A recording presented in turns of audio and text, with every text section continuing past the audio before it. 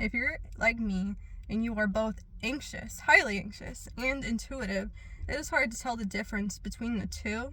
A trick that I've learned recently that I think has helped me so far in telling the difference is that if something gives you anxiety when you're thinking about it, like, that bitch is lying to you. That's your anxiety. If your pulse accelerates and your chest clenches, I always clench my jaw, change my posture, like, that's anxiety. If you think about something and, like, you're indifferent, like, you think that something will probably happen, but there's no emotional attachment to it, then that's probably your intuition. So it can be hard, like, when you want to change your life, when you're ready to move forward and do something different, you may feel anxiety, and you don't know, like, there is anxiety holding you back, and you don't know if the anxiety is like a sign. Like, for me, everything is a sign. And that may be because I have, like, a really creative brain and an overactive imagination, so I can weave whatever stories that make sense to myself. It's like second nature. So, like, let's say, for the sake of painting a picture, let's say that, like, you live in a village, right? And you dream of greener pastures. You believe that something better might be out there for you, and you want to go find it. Obviously, you may feel some anxiety, some fear about leaving the place that is familiar to you. And this is your anxiety. This is fear that's holding you back. So you leave your village and you go through a desert. And I say a desert because, like, I recently started my manifesting journey again, like using the law of attraction, using crystals and all of these things. I had gotten away from it after a traumatizing experience happened to me. And it was kind of an experience that I did to myself. But anyway, it kind of turned me away from all that stuff for years. And now I'm finally back at it.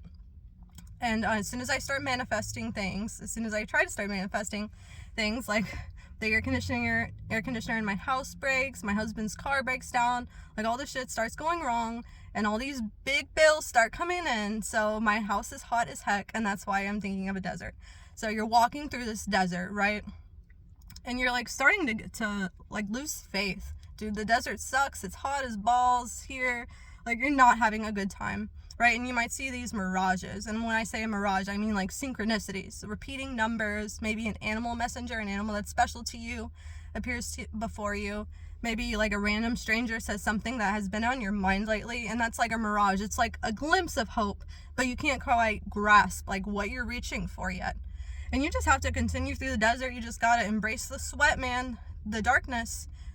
It's like you're a seed growing in the darkness. A seed grows underground, and you are gonna rise up past it, and you are gonna go through the desert, and you're gonna find your greener pasture. You just have to have faith, man. And it's difficult. It's so difficult to have faith. But you know what? It takes courage to leave the place that you're at and to seek a new place. And God will reward you. And when you experience these synchronicities, like, if this has popped up on your timeline and you're like, you're agreeing with my message, like, God, this is a synchronicity, like, God, the universe, whatever you want to call it, it's a sign. It's letting you know, like, keep on pushing, baby, keep on moving, because you are exactly where you need to be. You're doing what you need to do. And since I'm going through this, I thought maybe other people might be feeling the same way, and I just wanted to put this out there, and maybe it'll resonate with one of you guys.